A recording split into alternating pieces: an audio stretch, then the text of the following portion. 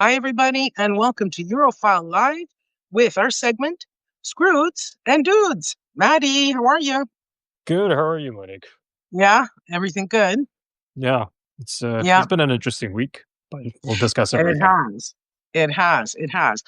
Just on the weather side here in Toronto, it is a really cool, probably 30. We're close to that. I came here thinking I was going to run away from the European heat.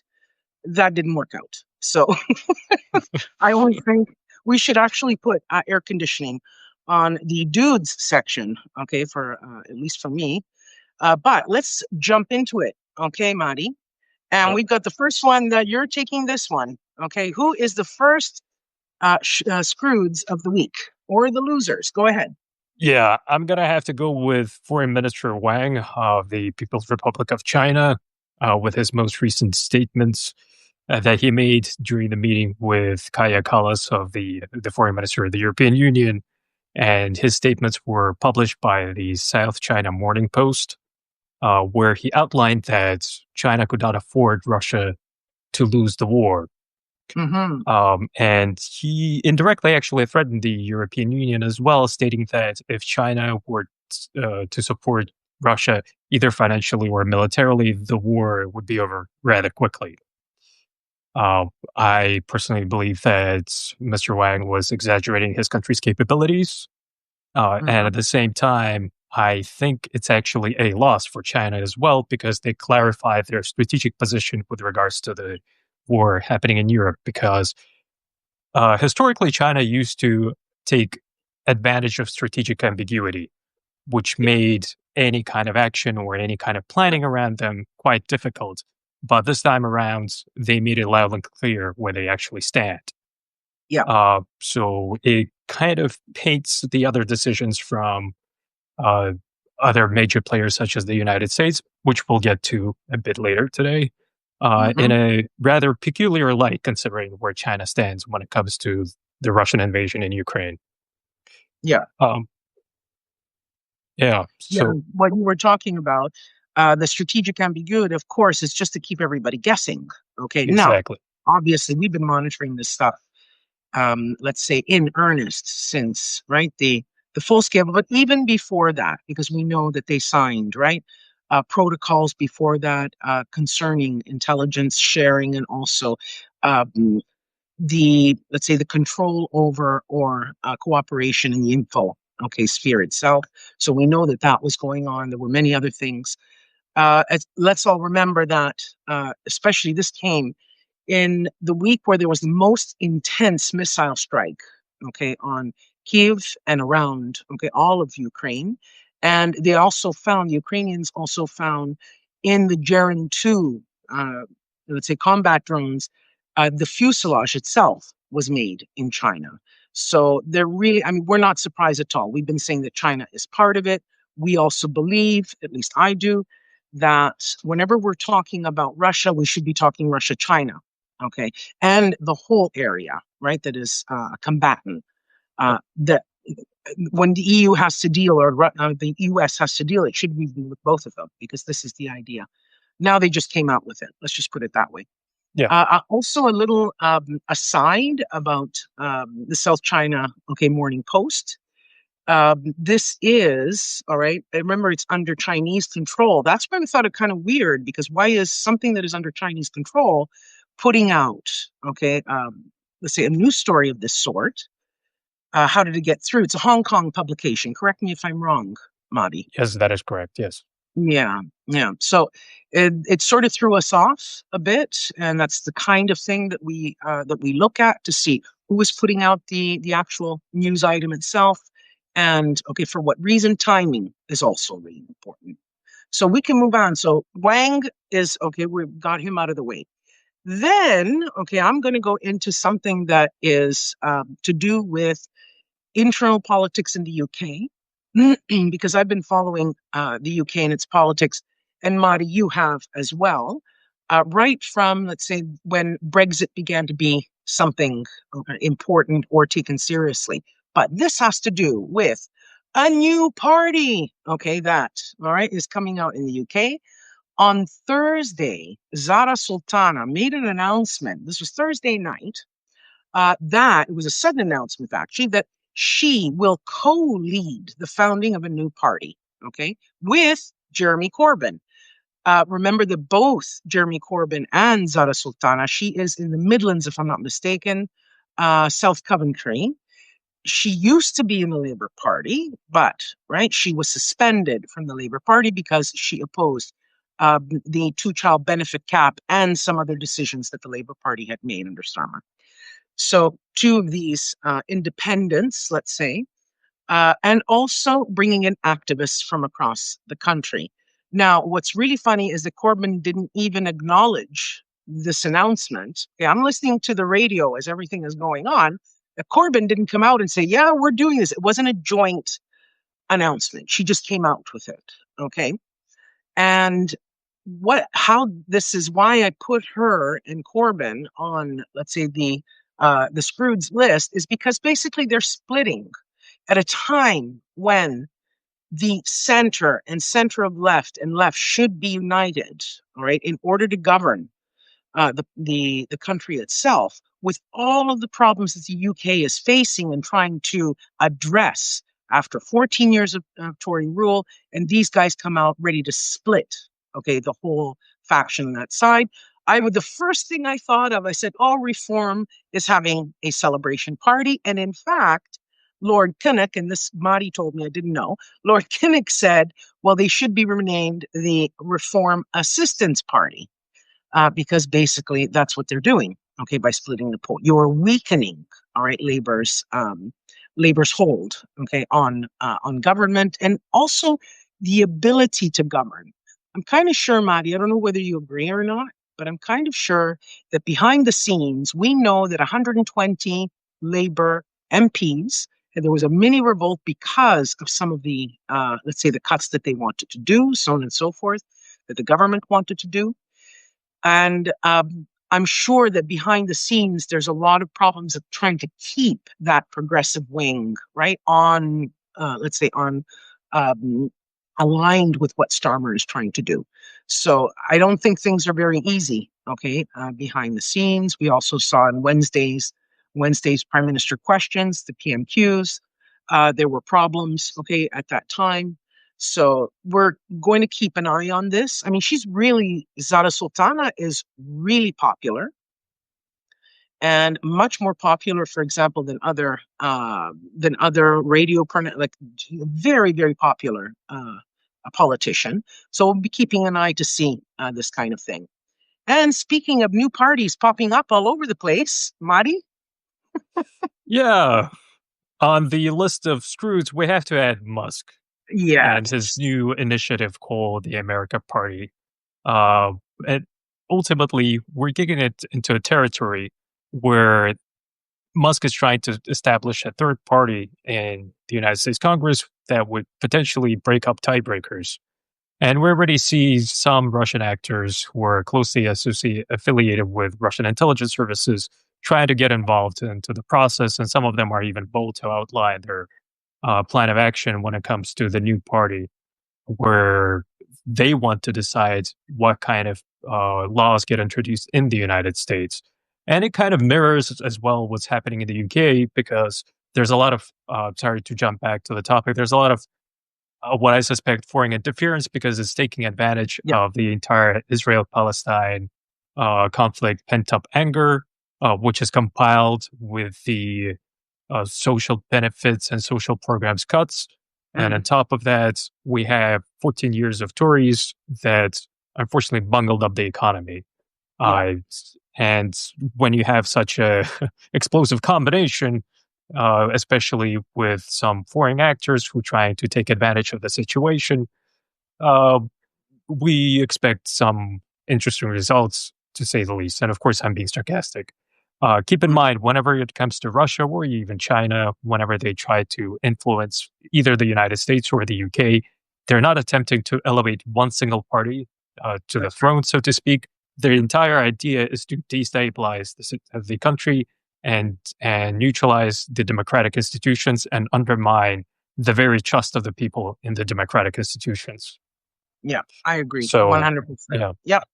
And we'll also be getting back to a bit of foreign interference later on when we get into the dudes section, and it's pertaining to Canada. But let's go forward. And Marty, you're going to take this one because you are the financial and economic expert between the two of us, anyway. yeah. And it is we put the entire GOP for the BBB. Can you explain that, please? Yes. Well, the big beautiful bill, which I think is an oxymoron, and it shouldn't be called that. Um, of course, it's on the social side, it's cutting Medicaid and Medicare. But in my opinion, the more dangerous part of it is coming from the long term implications for Yeah. the United States economy. Uh, and you've seen some major politicians on the Democratic side, and you've seen some major billionaires. I'm not going to name him because I Hmm. just named him as a as a screwed. Came out criticizing the BBB simply because it's going to expand the deficit of the United States Yeah. significantly. We all saw that Trump made a promise upon the start of his presidency that he will balance the budget. What is effectively he's doing now with the BBB is that he's achieving the opposite. Yeah. Instead of balancing the budget, he's going to further expand the deficit by another 3 billion in the coming years. Sorry, 3 trillion. Brilliant. Don't forget the three zeros. Yep. And the implications of that is is is quite drastic because over the past few months, we already saw that the debt markets were quite concerned about the capability of the United States government to repay their debt. And that's why, in combination with other factors, we saw that the United States dollar was also getting weaker. So, in the future, it might make it a lot more difficult and more expensive for the United States government to actually borrow money, and it reduces strategic flexibility when it comes to financial options. So in case you'll have to face major expenses associated with a major conflict, let's say a confrontation in the Hmm. Pacific, and you Hmm. need to increase your military expenditure. It's not going to be that easy to borrow anymore. That's right. In case you run into a situation where you have a major recession and you need to conduct a round of quantitative easing, it's not going to be that cheap anymore. So it's not it was not a good piece of legislation, unfortunately. No, no, no. There was a lot of, let's say, behind the scenes, a lot of negative reaction to it, so on and so forth. So that's why the GOP, we have put them, on this list because basically they really did show absolutely no courage whatsoever. I mean, they haven't since the beginning of this legislature. So it's, this sort of falls in there. There were some that were sort of saying, "Oh no, we're against it," but in the end, they all kind of folded. So that could have been just a faux opposition to the bill itself, just so that it showed that there's some modicum, of discussion within the GOP. But I don't believe that at all in my own reading, of what we're seeing, coming along. But the most important thing, as you said, Maddie, is the limits to the U.S. strategic capabilities, especially now. You talked about war, but there could be another terrorist attack at any time. There could be, I mean, we're seeing floods, right, in Texas where people Yeah, need help and there aren't. Okay. Now we've seen cutbacks in FEMA. We've seen cutbacks. Okay, in the actual weather monitoring, right, yeah, and the alert systems. So, I mean, this is where it hits internally, but it also shows that the United States cannot respond, right, as a yeah, nation. So yeah, this is where we're getting very nervous, over this kind of stuff and also degrading. We're going next now. We're moving forward to the next people on the list, which Hegseth and Colby for retaining, let's say, for cutting aid to Ukraine. This is already the third time, that this has happened. We know that since October of 2023, just a reminder for everybody, since that time, the GOP has been blocking, aid to Ukraine and just like they're getting, certain amounts here and there. But this is what, Ukraine has had to put up with since, all right, that time. And this is just the next, the latest, let's say, blockage itself. Here, basically, they use the excuse, the Secretary of Defense. I can't believe that the Secretary of Defense would actually say, "Oh no, this would hurt." Okay, our readiness. Okay, you got to be kidding me. All right, and they didn't have enough stockpiles. But then we also find out an article in NBC News, but this also came out in various other news outlets, that a senior military review concluded that some munition stockpiles, including precision weapons, were low. That's what they said. They had not fallen, however, below the critical thresholds. Okay. So there were still options available in order to send this material. We know that this material is sitting in Poland. Okay, it's just sitting there, and it was already had been allocated with a drawdown, that was done by the Biden administration itself. Now, why is this all important? Okay, why are we mentioning this? Is that perhaps it could be a way that the United States is moving in order to get EU and NATO member states and Ukraine itself to begin buying those weapons. The Ukrainian authorities this week, in fact, said that they were willing to buy these weapons, and that Merz, Chancellor Merz of Germany, would maybe brokering some deals for that. They were also talking about different armaments that they were calling for. This could be, all right, that kind of move. But we also know that, sure, they talk about Hegseth and this Colby, Eldridge Colby, but I don't think that Trump was in the dark about this at all. No, So, absolutely not. yeah, what do you think, Marty?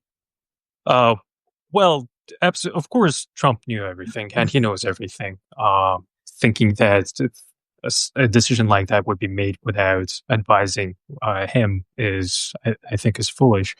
But at the same time, we also need to recall that Elbridge Colby is frequently focusing on the strategic concerns surrounding China and the Pacific.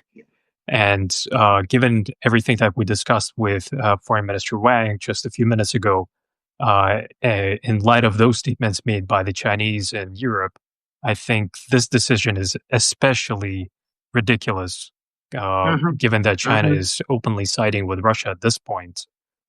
If the Americans are preferring to, or I should say, the Trump administration is preferring to take a very mercenary approach to this war, it's also a mistake because many of the allies in the Pacific, namely Japan and South Korea, will be a lot more cautious in terms of making any kind of decisions that might be beneficial in the interest of the United States in the future, because Yeah, they will expect that the United States would just leave them out to dry or just ask for money. yeah, exactly. Okay. So that's what I think that was the first thing when we saw it, Marty, that we said, oh, geez, they're acting like mercenaries. Yep. Which is not which is not acceptable whatsoever. Okay, moving on. We are now two countries actually, but one in particular for this week. Okay, um, as Laos and North Korea. All right. We already know news had come out that North Korea was sending another 30,000 troops to fight in Ukraine on behalf of Russia. Laos now we get news from the Ukrainian intelligence authorities that they are sending 50, how did they put it, 50 demining personnel to Yeah. Kursk. Um, and they're also going to be providing rehabilitation. Okay, we know what happens with Russian soldiers. I think they're just going to take these guys, put them out in the front, and see what happens. Okay, that's the demining. If they step on mines, that's demining. Okay, I hate to be so blunt, girls and boys, but that's basically it. In fact, the Ukrainian intelligence authorities said Russia, under the guise of humanitarian rhetoric, is attempting to legitimize the presence of foreign military contingent on its territory, effectively using it to support combat operations against Ukraine. Maddie, correct me if I'm wrong. Russia cannot send foreign soldiers to fight on their behalf. Is that true or not? By their own law, that's the part that is murky. Uh, Okay. but technically, they're not at war anyway. Oh, yeah, And that's right. Sorry. and technically, by their own constitution, many of those regions of Ukraine that they claim to be theirs are now part of Russia. So Right. if they are deployed to the parts of Ukraine that are written into the Russian constitution, Then technically that's they're it. not violating anything by their own law. Well, obviously, I'm talking only from the Russian perspective. Yeah, Uh, because recall they had those sham referenda that included that's Donetsk, right. Luhansk, Zaporozhye, and Kherson into the Russian Federation. And before that, we had Crimea. So technically, by Russian law, if they deploy those troops there, nothing is really violated. No, you're absolutely right about that. In their view, nothing is really Exactly.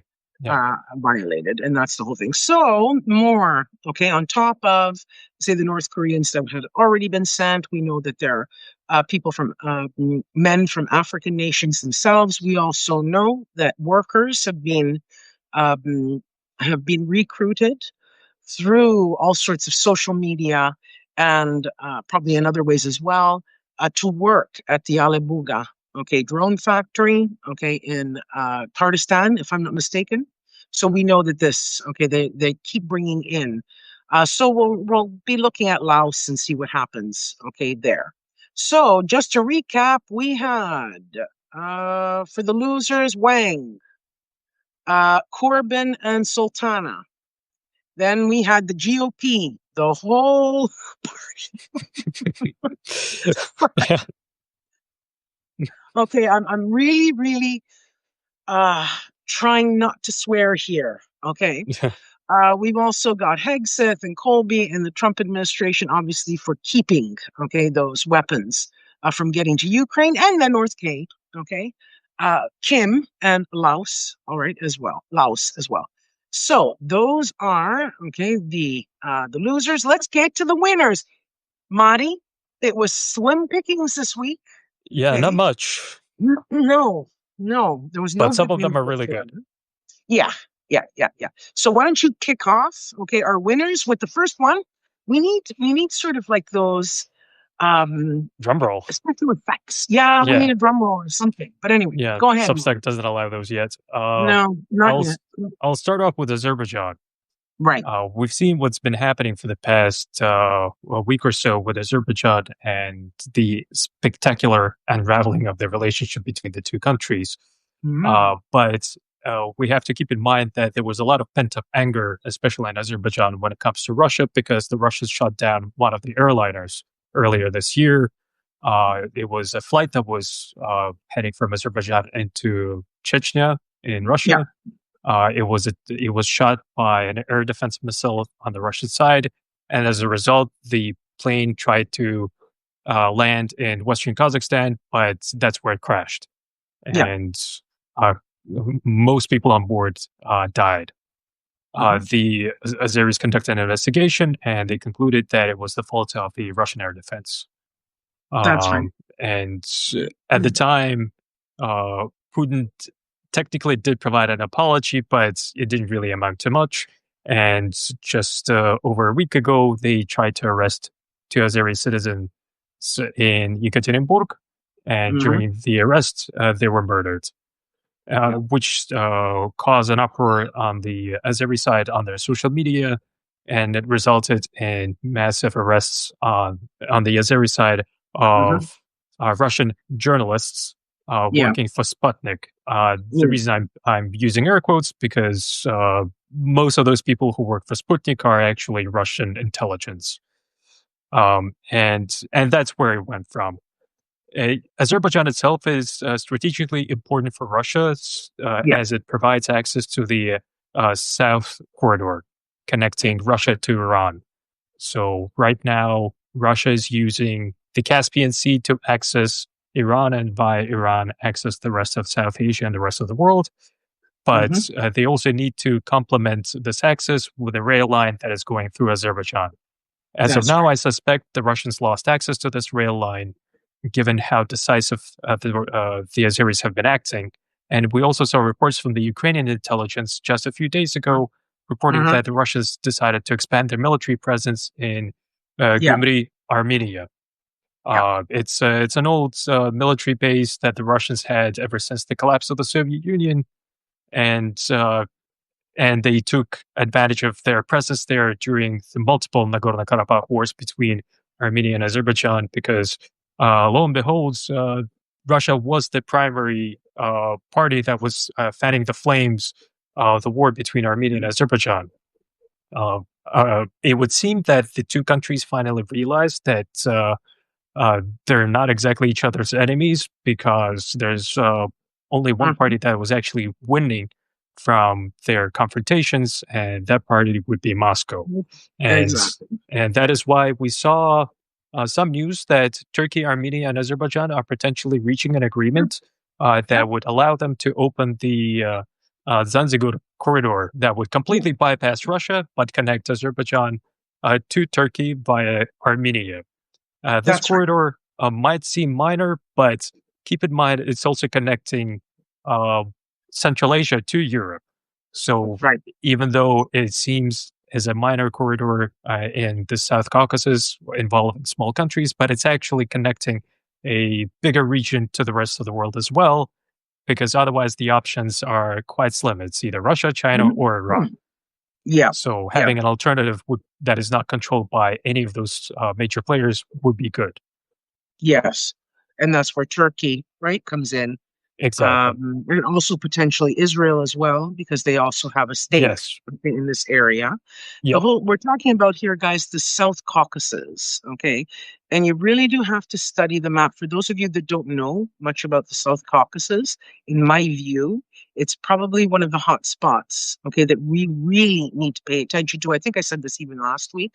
We were talking about Georgia, which is Yep. now completely under Russian control, Chinese economic control. They're giving them surveillance cameras, for example, but also other. They're building the Chinese, I mean, in Georgia, they're building a tunnel, okay, which is not yet completed, has not been yet completed, that will bore into a mountain, cutting hours and hours of time to get materials from Tbilisi or the south part, okay, of Georgia to right into Russia directly.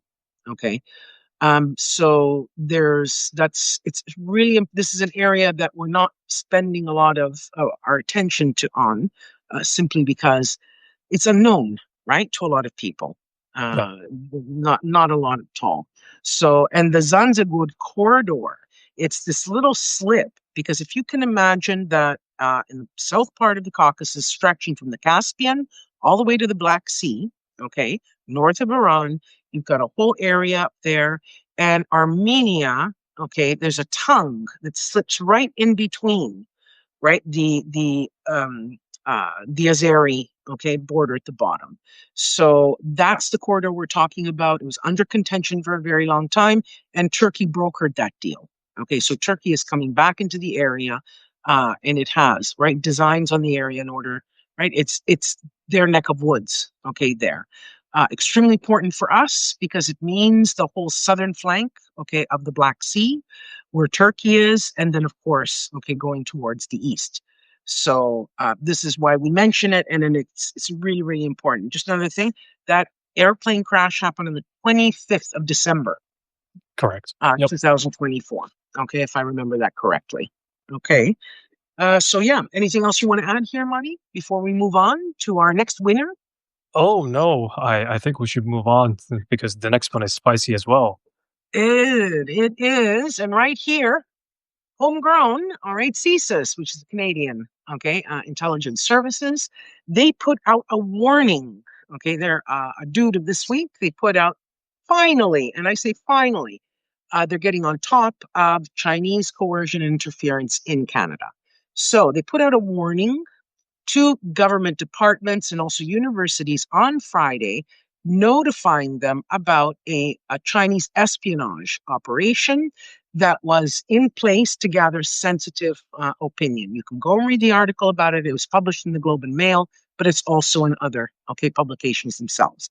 In fact, I'll just read what the CSIS spokesperson said. We can confirm that an espionage advisory was shared with certain federal departments and universities regarding a person who is attempting to obtain sensitive and privileged Canadian information on behalf of the PRC, the People's Republic of China Intelligence Services. Okay.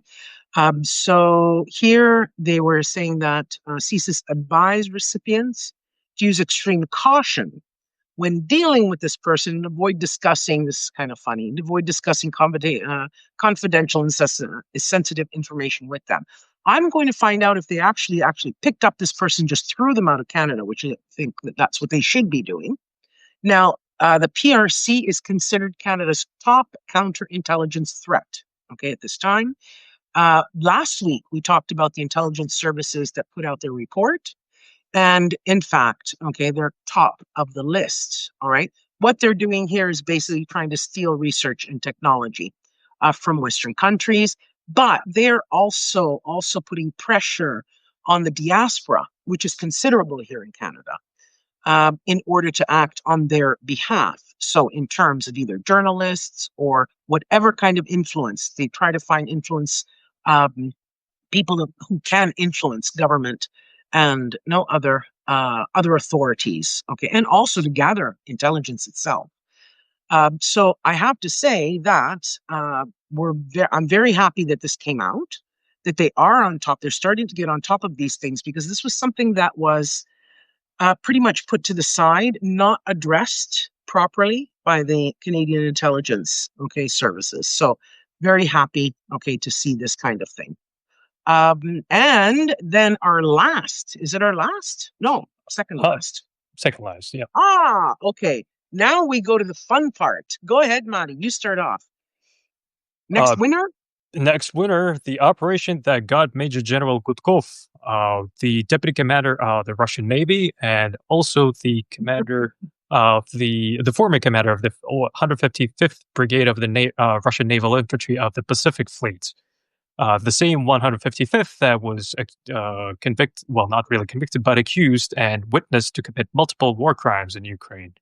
And that was pretty much obliterated multiple times and reconstituted multiple times already. But this time around, they didn't just lose their former commander and Major General Gudkov, but also pretty much their entire staff of officers because Yeah. the precision strike hit their field HQ. So that was very interesting. But the misadventure for the 155th this week doesn't end there because the Ukrainians also conducted an op in Vladivostok, where that's where the this unit is based, uh, Yep. which damaged a pipeline and other communications, severing electricity and water supply to their base in Vladivostok. So not only their officers got killed in Kursk, but also their Yeah. base got hit in Vladivostok. Yeah. Yeah. Just screwed them up completely, Yeah. which really fits in well with that. Okay. Yeah. And remember, this is also earlier. Okay. So these are just all covert operations, okay, that are happening, and they come out, everyone, sort of like the spiderweb operation, right, that we looked Yeah. at with such awe and how they managed to pull off, okay, the whole thing. Four military airports, right, that were attacked by drones, and how they got those drones in there, and also the operational security, how they managed to keep a lid on the whole thing, which is the most difficult thing to do when you're doing covert operations. So this was. Now, let's remember that happened on June the 1st. Okay. There was also the guy that fell out of the window, but that has nothing to do with covert operations.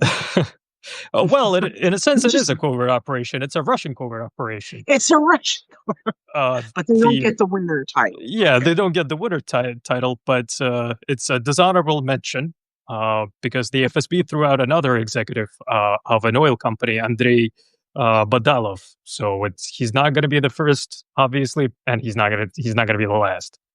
All The right. final dude for the week actually doesn't have to do much with politics, but a lot Yes. with technology.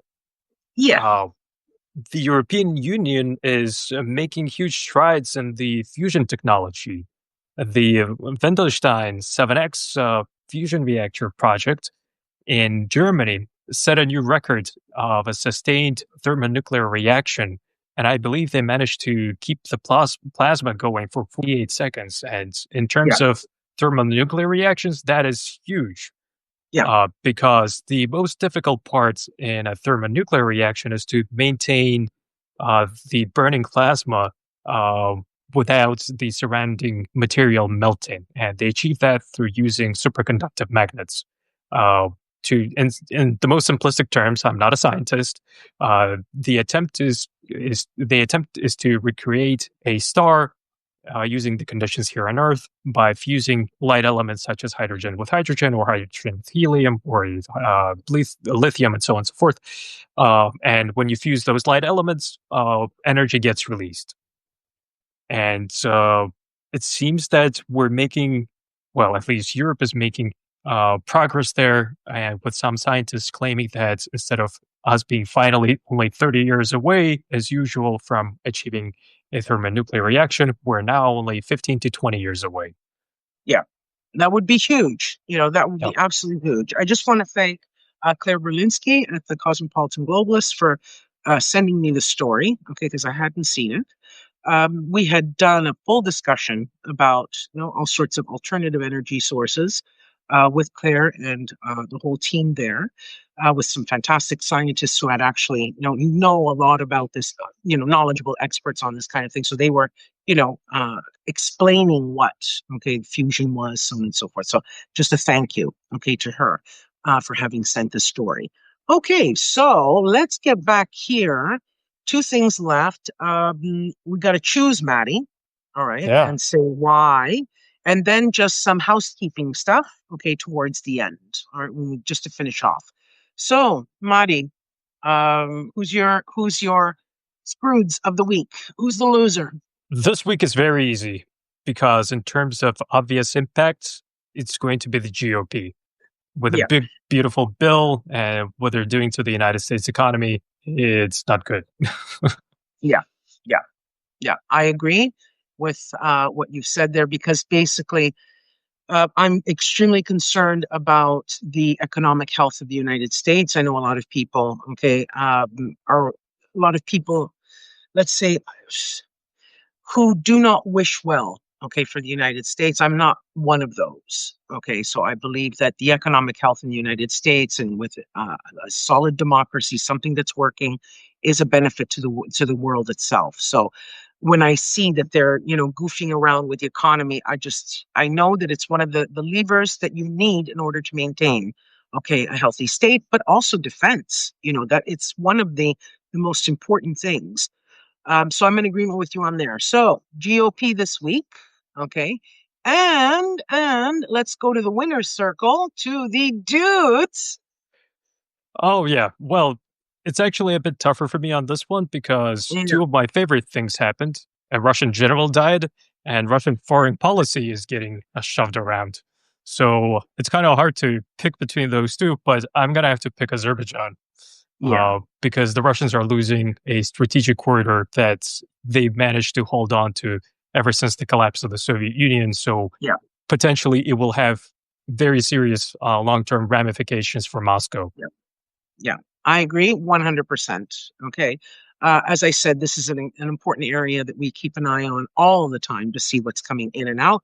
So, and also what it means for the whole, right? The whole area itself, geopolitically, but economically, in terms of the war in Ukraine. It was a tight second with all of the covert because I love covert operations. So, I'm happy that the Ukrainians are keeping it up and getting the job done. But I'm with you, on this one. So this week was, all right, we said BBB and our Azerbaijan. Okay. Now, guys, if anyone has any suggestions, please don't be shy. Put them in the comments that people that you'd like us to look at and why, and we will definitely do that. All right, for you and mention it, in the next coming up, which brings me to my last point, which I'll be traveling next week. So we won't be going live, all right, with this on Sunday. I don't know exactly when, it probably goes to the week after. That way I can get over my jet lag and get, everything organized, all right, for that time. So that's it for today. And I hope everybody enjoys their Sunday, Sunday evening, I guess. Okay, in Europe, Sunday afternoon here, by the pool, or let's say somewhere where they're out of the heat, where they can enjoy their summer. with everyone else. Okay, Amadi. Yep. Have a good weekend. Bye. Bye, everybody. Bye bye.